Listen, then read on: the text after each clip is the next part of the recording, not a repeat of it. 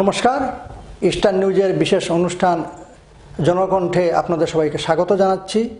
আজকে আমাদের আমন্ত্রণে আমার স্টুডিওতে এসেছেন অখিল ভারতীয় বিদ্যার্থী পরিষদের অসম প্রদেশ সম্পাদক মাননীয় রাজেশ দাস মহাশয়। আপনাকে স্বাগত জানাচ্ছি। আজকের দিনে অসম প্রদেশে এবিভিপির কাজকর্ম কেমন চলছে? अभी देखा जाए तो विद्यार्थी परिषद का काम पूरे असम में जितना जिला है, अभी हमारा ऑर्गेनाइजेशनल जिला 33 है, तो वो 33 जिला में हमारा काम है। और अभी 177 हमने अभी तक इकाई बनाई है। तो पिछली बार हमारा 62,500 के आसपास हमारा मेंबरशिप भी हुआ है। तो पिछले 6-7 साल में देखें तो हम विद्यार्थी परिषद का काम 50% अभी तो बहुत बढ़ गया है। और हर एक महाविद्यालय में, हर एक विद्यालय में विद्यार्थी परिषद का कार्यकर्ता है, हमारा उधर यूनिट है, यूनियन मेंबर है। तो अभी पूरा असम में विद्यार्थी परिषद का काम बहुत अच्छा है। এরকম একটা অভিযোগ শোনা যায় যে আপনাদের সংগঠন অখিল ভারতীয় বিদ্যার্থী পরিষদ বিজেপির হয়ে কাজ করে, এটা কি ঠিক? नहीं, ये ऐसा नहीं है। आप हाँ, आदर्श एक है। हम जो आइडियोलॉजी को बिलीव करते हैं वो लोग भी उसी आइडियोलॉजी को बिलीव करते हैं। हमारा लक्ष्य एक है लेकिन रास्ता अलग अलग है। तो ऐसा नहीं है कि विद्यार्थी परिषद बीजेपी के लिए काम करता है या बीजेपी विद्यार्थी परिषद के लिए काम करते हैं। वो लोग जो चाहते हैं विद्यार्थी परिषद, हमारा लक्ष्य ये है कि देश को राष्ट्र को पुनर्निर्माण करना, और हमारा जो संस्कृति था, हमारा जो इतिहास था, उसको लोगों के बीच में, विद्यार्थियों के बीच में लेके जाना। तो अभी बीजेपी और हमारा बीच का संबंध ऐसा है कि हम एक रंग का शर्ट तो पहन सकते हैं, लेकिन जो मैं शर्ट पहन रहा हूँ वो आप नहीं कह सकते, वो आपका है। और मैं नहीं कह सकता हूँ आप जो शर्ट पहन रहे हैं वो मेरा है। रास्ता अलग अलग है। हाँ, उनका आइडियोलॉजी और हमारा आइडियोलॉजी के बीच में समानता है। দেখা গেছে এবিভিপির অনেক কার্যকর্তা বিজেপিতে যোগ দিয়ে নেতা মন্ত্রী হয়েছেন। ওই কারণেই মানুষের মনে ধারণা সৃষ্টি হয়েছে যে এবিভিপি আসলে আপনার বিজেপির ছাত্র সংগঠন হিসেবে কাজ করছে। देखिए, विद्यार्थी परिषद ऐसा एक संगठन है जो कार्यकर्ता को समाज के लिए, समाज के साथ काम करने के लिए सिखाता है। तो विद्यार्थी परिषद के मन से काम करते करते एक समय में जब कार्यकर्ता को मन में आता है कि हम राजनीतिक क्षेत्र में भी जा सकते हैं, तो विद्यार्थी परिषद से जब रिलीज हो जाते हैं वो लोग, जब विद्यार्थी परिषद से दायित्व मुक्त हो जाते हैं, उसके बाद उन लोगों का अपना पर्सनल निर्णय होते हैं वो लोग कहाँ पे जाते हैं। ऐसा नहीं है कि सिर्फ बीजेपी में ही है, बहुत अलग राजनीतिक संगठन में भी विद्यार्थी परिषद का कार्य करता है। আজকের দিনে আসামের ছাত্র সমাজ সম্পর্কে আপনার ধারণা কি? अभी का जो छात्र समाज है, अभी मुझे लगता है कि अभी असम के मतलब मंच पे कहा जाए तो अभी जागरूक हुआ है छात्र समाज। और बेसिकली विद्यार्थी परिषद के मंच से जब मंच में बहुत सा विद्यार्थी अभी जुड़ने लगे हैं, तो अभी से विद्यार्थियों के मन में एक राष्ट्र प्रेम का भाव अभी भी असम में हम देख रहे हैं। विद्यार्थी परिषद के कार्यकर्ता ही नहीं, अभी जनरल स्टूडेंट भी अभी राष्ट्र प्रेम, राष्ट्रवाद क्या होता है, देश को कैसे प्यार कर सकते, देश के लिए कैसे काम कर सकते हैं निस्वार्थ रूप से, अभी छात्र समाज का मन का धारणा थोड़ा चेंज हो रहा है। मुझे ऐसा लगता है डेवलप हो रहा है बहुत। একটা ব্যাপার দেখা যায়, আমরা দেখেছি আসামে আশু আছে, অখিল ভারতীয় আপনার এই আশু আছে, তারপর ওই কৃষক মুক্তি সংগ্রাম সমিতি আছে, জাতীয়তাবাদী যুব ছাত্র পরিষদ আছে। এ ধরনের সংগঠন প্রচুর আন্দোলন করে আসামে, কিন্তু সেই তুলনায় আপনারা আন্দোলন অনেক কম করেন। এর কারণটা কি? हम बिलीव करते हैं कंस्ट्रक्टिव वर्क में। ऐसा नहीं है कि विद्यार्थियों के समस्या को आप सिर्फ रास्ते पे निकाल के या किसी का घर तोड़ के, किसी का संपत्ति तोड़ के आप समाधान कर सकते हैं, ऐसा नहीं। विद्यार्थी परिषद मानते हैं कि अगर स्टूडेंट्स का सोल्यूशन करना है, अगर बेसिकली स्टूडेंट का सोल्यूशन करना है तो स्टूडेंट को जागरूक करना पड़ेगा। जैसे आप उदाहरण के लिए आपको बोलता हूँ, कोरोना महामारी के समय में एग्जाम का इशू आया, हम उसी समय तो हम चाहते तो आंदोलन कर सकते हैं, लेकिन हमने आंदोलन नहीं किया, ज्ञापन दिया, सरकार को प्रेशराइज किया, स्टूडेंट्स के बीच में जागरूकता लाए कि एग्जाम का इशू या रिजल्ट का इशू के लिए हमें दिमाग उठाना चाहिए। हमने उठाया और उसके हिसाब से जो फीस बढ़ोतरी थी उसको कम करने के लिए, फीस को फ्री करने के लिए हमने डिमांड किया था, वो गवर्नमेंट ने किया भी। वो एक स्टूडेंट्स के ऑर्गेनाइजेशन के नाते छात्र समाज का, विद्यार्थी समाज का जो प्रॉब्लम है उसको अगर सोल्यूशन करना है, सिर्फ आंदोलन ही एक जरिया नहीं है, उसके अलावा भी कंस्ट्रक्टिव वर्क भी हो सकता है। আজকের দিনে আমরা দেখি অসমের বহু ছাত্র বিপদে পরিচালিত হচ্ছেন, এমনকি সন্ত্রাসবাদী গোষ্ঠীগুলোতে সামিল হয়ে যাচ্ছে। তো ওই ব্যাপারে মানে আপনার ধারণা কি, কেন এমনটা হচ্ছে? देखिए, एक शक्ति है जो इंटरनेशनलिस्ट काम करते रहते हैं, पूरे देश भर में है, असम में भी अंदर ही अंदर है। तो ऐसे शक्तियों को हमें अभी निकालना पड़ेगा, ऐसे शक्तियों को ढूंढना पड़ेगा। और जो विद्यार्थी समाज को एक अलग दिशा में लेके जाने के लिए प्रयास कर रहे हैं उसको रोकना पड़ेगा। हाँ, आपने जो बोला ये विद्यार्थी समाज अभी कहीं ना कहीं भटक रहा है, भटक गए हैं। तो उस भटकने वाले जो रास्ता है उसको हमें सुधारना पड़ेगा और उसमें मुझे लगता है कि विद्यार्थी परिषद एक अच्छा मंच है जिसके जरिए हम काम कर सकते हैं। আরেকটা ব্যাপার খুব গুরুত্বপূর্ণ হচ্ছে আমরা দেখেছি নেশা, যৌনতা আর উচ্ছৃঙ্খল জীবনযাপন ছাত্র সমাজকে অনেকটা বিপথে নিয়ে যাচ্ছে। তো আপনি একটা বড় রকমের ছাত্র সংগঠনের নেতৃত্ব দিচ্ছেন, তো এই যে এই ভয়াবহ সমস্যা থেকে উত্তরণের পথটাকে কিভাবে আমরা বেরিয়ে আসতে পারি? এই देखिए, अभी समाज में शिक्षित लोग बहुत है और उसके हिसाब से हम और देखें तो वेस्टर्न कल्चर के तरफ लोग अभी स्टूडेंट्स को कोई ना कोई एक शक्ति है जो वेस्टर्न कल्चर के मतलब रास्ते पे लेके जा रहे हैं, फॉलो कर रहा है। लेकिन विद्यार्थी परिषद सालों से इस क्षेत्र में काम करते आए हैं और अभी हम जोरदार रूप से काम करना अभी समय आ गया है।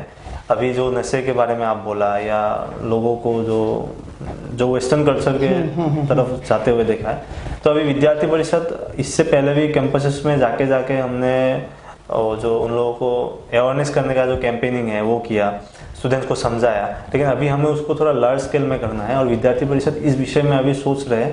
तो हम थोड़ी हाल ही में इसका उपाय हम निकालेंगे और विद्यार्थी परिषद के मन से काम करेंगे। একটা ব্যাপার, লক্ষণীয় ব্যাপার হচ্ছে আজকের দিনে ছাত্র সমাজকে আমরা দেখেছি খুব, ছাত্র সমাজ রাজনীতির দিকে খুব বেশিভাবে ঝুঁকছে না রাজনীতি ছাত্র সমাজকে টানছে, কোনটা সত্য?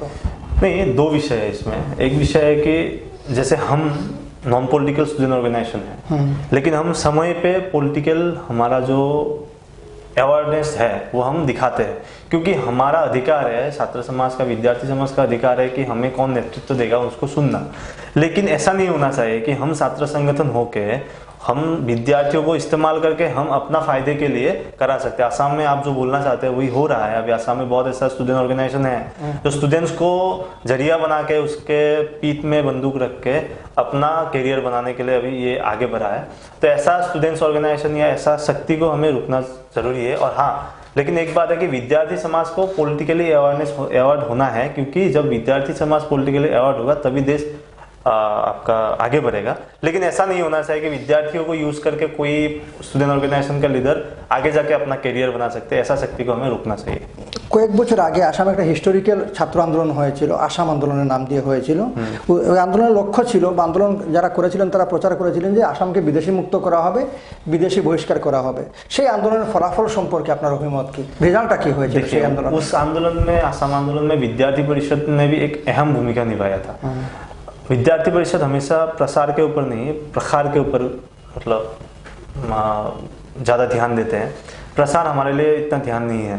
अब उस समय में हमने ऑल असम स्टूडेंट यूनियन जो है आसू है, तो उसको हमने हेल्प भी किया था। पूरे देश भर में हमने उन लोगों को एक मंच दिया था। उस समय का प्रफुल्ल कुमार मोहंतो, पिकू कुमार फुकन था प्रेसिडेंट सेक्रेटरी, स्टूडेंट लीडर थे वो लोग। तो उन लोगों को हमने असम से बाहर जाके अन्य राज्यों में कैंपसेस में जाके असम का समस्या, सिर्फ ये जो विदेशी जो समस्या है ये असम का नहीं है, पूरे देश भर का है, ऐसा एक भाव जागृत करने के लिए हमने एक मंच दिया था। जब वो असम आंदोलन का लक्ष्य अलग था और लक्ष्य अलग हो गया, तब विद्यार्थी परिषद वो आंदोलन से हट के आ गए, क्योंकि हमारा उद्देश्य था कि वो जो सोल्यूशन है उसको, वो जो समस्या है उसको सोल्यूशन होना चाहिए। लेकिन वो आंदोलन के जरिए कोई ना कोई सीएम होने के लिए सपना देख रहा था, कोई राजनीतिक दिशा से आगे जाने के लिए सपना देख रहा था। जब हमने ये बात को देखा तो हमने उस आंदोलन से पीछे आए, क्योंकि डिमांड था 1951 का और बाद में उन लोगों ने मान लिया 1971।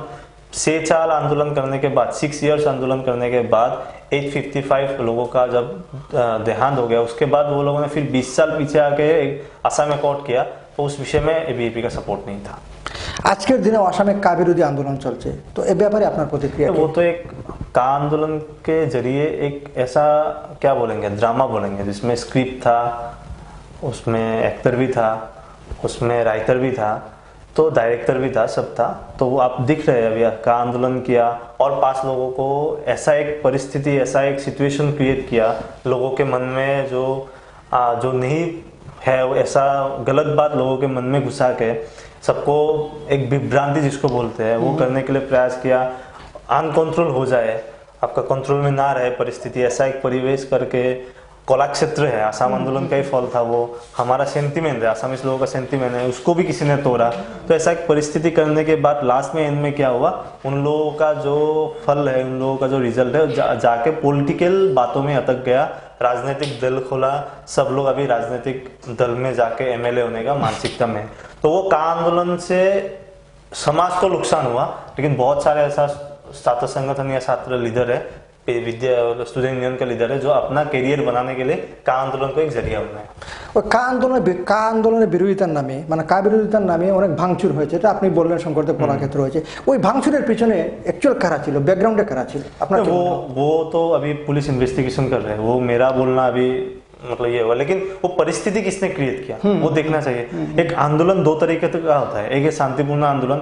अगर हमें सच में उस समस्या का हल चाहिए तो हम गणतांत्रिक आंदोलन करके भी हम उसका सलूशन निकाल सकते थे, लेकिन हमने परिस्थिति को इतना होने दिया क्यों? और होने के बाद जो संपत्ति गया है, गुवाहाटी टूट गया पूरा, कोला क्षेत्र टूट गया, हिसाब दिया था कुछ 35 या ऐसा कुछ करोड़ का नुकसान हुआ है, वो किसका पैसा गया? हमारे पैसा गया, जनरल लोगों का टैक्स दिया हुआ पैसा गया।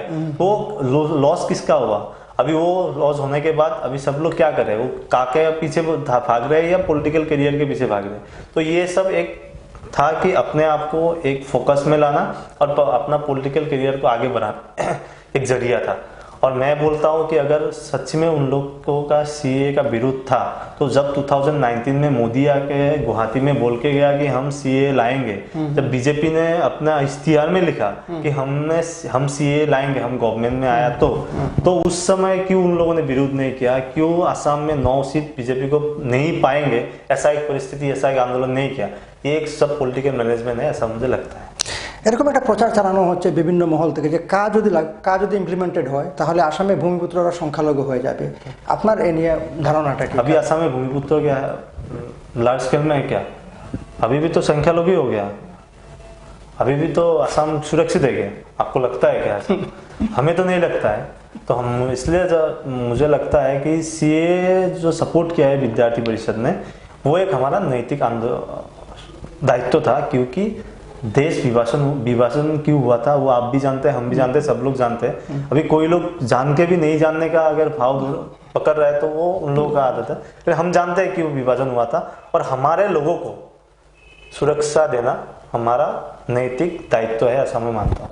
ওসময় অনুপ্রবেশ হচ্ছে দীর্ঘদিন থেকে, এটা অভিযোগ দীর্ঘদিন হয়। তো এই অনুপ্রবেশ সম্পর্কে আপনার বিদ্যার্থী পরিষদের অবস্থানটা কি? अनुप्रवेश हुआ था, लेकिन अभी उसका सोल्यूशन भी एनआरसी आया है ना।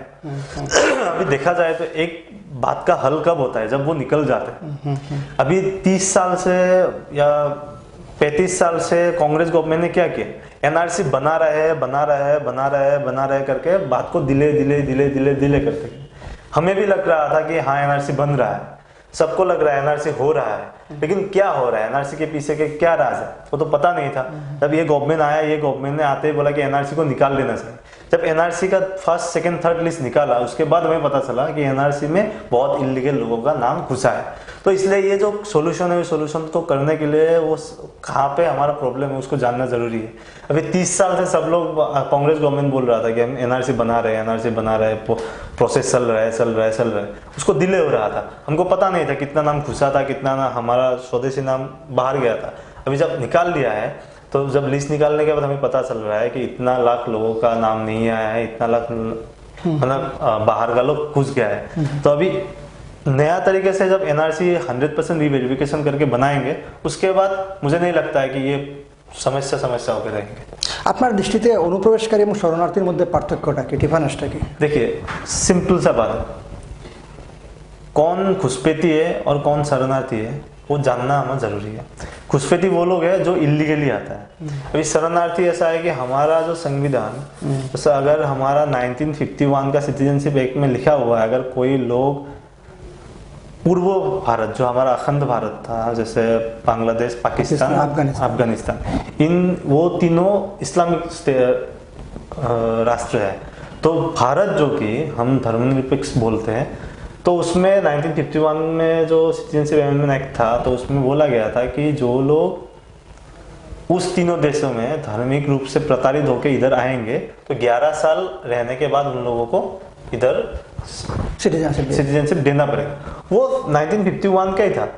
ये अमेंडमेंट करके बस इसमें क्या क्या है 6 इयर्स के है, कॉन्टिन्यूस 6 इयर्स के है। तो अगर ये बात पहले से था उसको बस ये किया है, मतलब अमेंडमेंट किया है।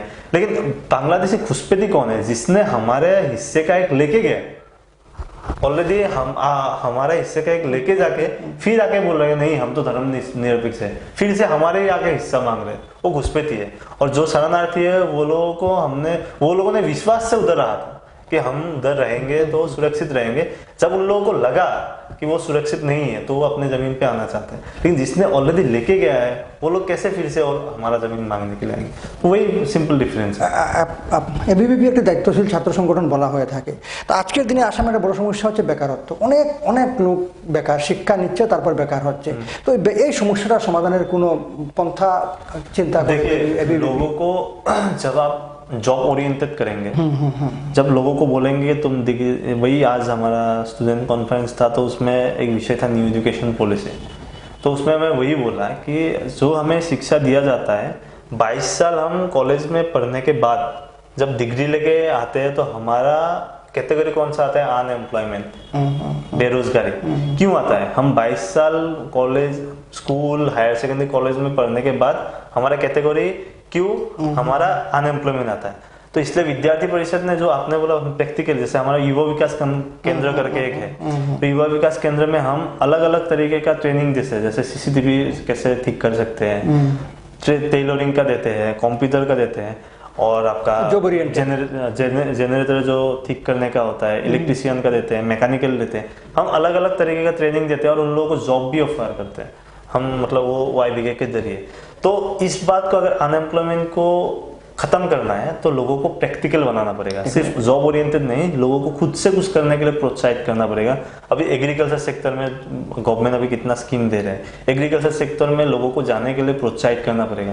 अभी मिनी जो माइक्रो इंडस्ट्री है, माइक्रो इंडस्ट्री जैसे आजकल अगरबत्ती है, मोम है, ये बहुत सारे माइक्रो इंडस्ट्री का अभी बहुत सारे स्कीम गवर्नमेंट ने निकाल ली। ऐसे इंडस्ट्रियलिस्ट एंटरप्रेन्योर होने के लिए हमारे लोगों को प्रोत्साहित जब करेंगे, क्योंकि हमारा असम का लोग मालिक बनना नहीं चाहते हैं, कहीं ना कहीं वो जॉब के ऊपर ही रहते हैं कि जब डिग्री को कंप्लीट करेंगे, एक टेक्निकल कोर्स करके आएंगे तो जॉब करेंगे। तो जॉब नहीं, अगर हम एंटरप्रेन्योर होने के लिए, खुद से कुछ करने के लिए लोगों को प्रोत्साहित करेंगे तो मुझे लगता है कि ये अनएम्प्लॉयमेंट खत्म हो जाएगा। শিক্ষা ব্যবস্থা সম্পর্কে আপনার ধারণাটা কি আজকের দিনে আসামের শিক্ষা ব্যবস্থা? मैं वही बोला कि शिक्षा व्यवस्था जो हमें आसाम नहीं, मैं देश का ही बोलूंगा, जो हमें देते आ रहा था तो वो वही था कि 22 साल पढ़ने के बाद अल्टीमेटली हम सर्टिफिकेट तो हाथ में लेके आते हैं, परिचय हमारा अनएम्प्लॉयमेंट हो जाता है। तो अभी न्यू एजुकेशन पॉलिसी आया है, तो new education policy most probably अभी इम्प्लीमेंटेशन कमेटी भी बन गया है, तो अगले साल से न्यू एजुकेशन पॉलिसी लागू होगा। तो न्यू एजुकेशन पॉलिसी आने के बाद मुझे लगता है कि देश में एक शैक्षिक परिवर्तन आएगा, और जिसका जरूरत था विद्यार्थी परिषद 2000 सन से उसका डिमांड कर रहे हैं। बोलो। हाँ, तो ये न्यू एजुकेशन पॉलिसी के द्वारा लोगों को जो स्वावलंबी होने का जो मानसिकता है वो स्टूडेंट्स के बीच में आएंगे, मुझे ऐसा लगता है। একটা ব্যাপার আমরা লক্ষ্য করি, বিশেষ করে আপনার হায়ার এডুকেশনের ক্ষেত্রে আমরা কলেজ লেভেলে দেখেছি যে অনেক প্রফেসররা ক্লাস কম নিয়ে থাকেন, বাড়িতে টিউশন করেন। এটা একটা বড় রকমের সমস্যা। नहीं, अभी उसका सोल्यूशन निकालना पड़ेगा। अगर है तो जैसे गवर्नमेंट ने तो पिछली बार एक निकला था सर्कुलेशन की, गवर्नमेंट प्रोफेसर ट्यूशन नहीं कर सकता है, जो भी हो, हायर एजुकेशन हो, लोअर क्लास का हो, तो गवर्नमेंट प्रोफेसर ट्यूशन नहीं कर सकता। हाँ, कोई अगर किसी को फ्रीली पढ़ा सकते हैं वो पढ़ा सकते हैं, तो उसको थोड़ा स्ट्रिक्टली गवर्नमेंट को देखना चाहिए कि ऐसे वो सर्कुलेशन का फॉलो कर रहे हैं कि नहीं कर रहे हैं। अगर ऐसा रहेंगे कि जैसे आप बोले ना क्लासेस का, उसमें स्टूडेंट्स का भी कहीं ना कहीं इमेज है, स्टूडेंट्स भी फोर्स नहीं करते। उसमें विद्यार्थी समाज का भी एक दायित्व है कि अगर कोई हमारा क्लास नहीं कर रहे हैं ना तो उनको फोर्स करना चाहिए, कंप्लेन जाना चाहिए ऊपर की तरफ। कहीं ना कहीं विद्यार्थी समाज भी छोड़ देते थे कि हाँ नहीं हो रहा है तो नहीं हो रहा है। तो इसलिए दोनों का मानसिकता, विद्यार्थी और प्रोफेसर दोनों का मानसिकता जब चेंज होंगे तो उसमें थोड़ा जागरूकता लाना जरूरी है। और जो गवर्नमेंट ने सर्कुलेशन निकाला था कि गवर्नमेंट प्रोफेसर कोई ट्यूशन नहीं कर सकता, रेगुलर क्लासेस करना जरूरी है, तो उसको थोड़ा गवर्नमेंट बारीकी से देखना चाहिए और अच्छी तरह से देखना चाहिए कि फॉलो कर रहे हैं कि नहीं कर रहे हैं। अगर नहीं कर रहे तो उसके ऊपर एक एक्शन लेना चाहिए और रेगुलर क्लासेस होना चाहिए, तभी एक পরিবর্তন আয়। কিছু অধ্যাপককে আমরা দেখি যে খুলেআম খুব বেশি রাজনীতি করেন, পড়াশোনাটাকে লাটে তুলে রাজনীতি করছেন, এ ব্যাপারে এবিভিপির কি ধারণা? देखिए, एक दो विषय है, सामाजिक रूप से जो समाज का राजनीति है वो करना और पॉलिटिकल पार्टी का राजनीति करने में पॉलिटिकल पार्टी के बात मैं बोल रहा हूँ, तो वो नहीं करना चाहिए। पॉलिटिकल पार्टी का राजनीति नहीं इसलिए नहीं करना चाहिए क्योंकि शिक्षक समाज का मार्गदर्शन होता है। तो जैसे हमारा विद्यार्थी परिषद का प्रेसिडेंट प्रोफेसर होता है, लेकिन उन लोगों को हम इसलिए रखते हैं क्योंकि वो लोग हमारा मार्गदर्शन दे सके, क्योंकि हम बिलीव करते हैं कि एक छात्र संगठन, जैसे आपने बोला कि बहुत छात्र संगठन है लेकिन उन लोगों का लक्ष्य अलग होता है लेकिन करता अलग है। तो हमारे विद्यार्थी परिषद 70 वर्ष से काम कर रहे हैं, तो हमारा प्रोफेसर प्रेसिडेंट है इसलिए उन लोगों से मार्गदर्शन लेते हैं समाज में कुछ, या हम विद्यार्थी परिषद के मन से कुछ काम करने से पहले उनसे, उनके द्वारा जब पूछते हैं, उनसे मार्गदर्शन लेते हैं, तो विद्यार्थी परिषद का जो लाइनअप है, विद्यार्थी परिषद का जो लक्ष्य है वो हमेशा सीधा होते जा रहे हैं, उसमें कुछ भेदभाव नहीं है। विद्यार्थी परिषद का कोई कार्यकर्ता आज तक समाज के विरुद्ध में कुछ काम किया है ऐसा आप बोल नहीं सकते, या प्रमाण भी नहीं है। विद्यार्थी परिषद हमेशा अपना आइडियोलॉजी में काम किया है। तो शैक्षिक परिवार में हम बिलीव करते हैं, वो एक समाज के लिए, समाज के साथ काम करना और फुल फेजड राजनीतिक पार्टी के लिए काम करने में डिफरेंस है। तो उसमें एज ए स्टूडेंट्स के नाते प्रोफेसर के बारे में मैं बोलना नहीं चाहता हूँ क्योंकि शिक्षा गुरु होता है, लेकिन शिक्षा और राजनीति अलग करना चाहिए। অসম এবিভিপির সম্পাদক রাজেশ দাস কি ভবিষ্যতে রাজনীতিতে আসবেন? राकेश दास রাজনীতিতে আসবেন? नहीं, ऐसा कुछ अभी तक नहीं है। अभी समाज के लिए काम कर रहे हैं, संगठन ने एक मंच दिया है काम करने के लिए, तो इसमें काम करते जाएंगे, देखेंगे बाद में क्या होगा। ছাত্র সমাজের উদ্দেশ্যে কিছু বলুন, দু একটা কথা বলুন। नहीं, विद्यार्थी समाज को मैं एक ही बात बोलना चाहता हूँ कि केवल विद्यार्थी परिषद के मन से नहीं, हर एक छात्र संगठन के मन से, जब छात्र संगठन हो तो छात्र संगठन के लिए, छात्र के लिए, विद्यार्थी के लिए काम करना चाहिए।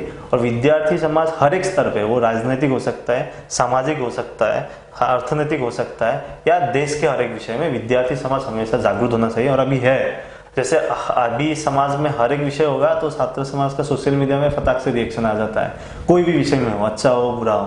तो वो एक जरूरी था कि छात्र समाज के बीच में जागरूकता होना चाहिए, लेकिन ऐसा नहीं होना चाहिए कि विद्यार्थी समाज अलग रास्ते से जाए या भटक जाए। एक सही दिशा में समाज को परिवर्तन करने में विद्यार्थी समाज हमेशा एक एक्टिव भूमिका निभाना चाहिए। আমরা আজকে কথা বললাম জনকণ্ঠ অনুষ্ঠানে অখিল ভারতীয় বিদ্যার্থী পরিষদের অসম প্রদেশ সম্পাদক রাকেশ দাসের সঙ্গে। আগামীতে আরও একজনকে এভাবে আমরা আমাদের মঞ্চে আনবো, ইস্টার্ন নিউজের এই জনকণ্ঠ অনুষ্ঠানে কথা বলবো। আপনাকে অনেক অনেক ধন্যবাদ আমাদের সময় দেওয়ার জন্য।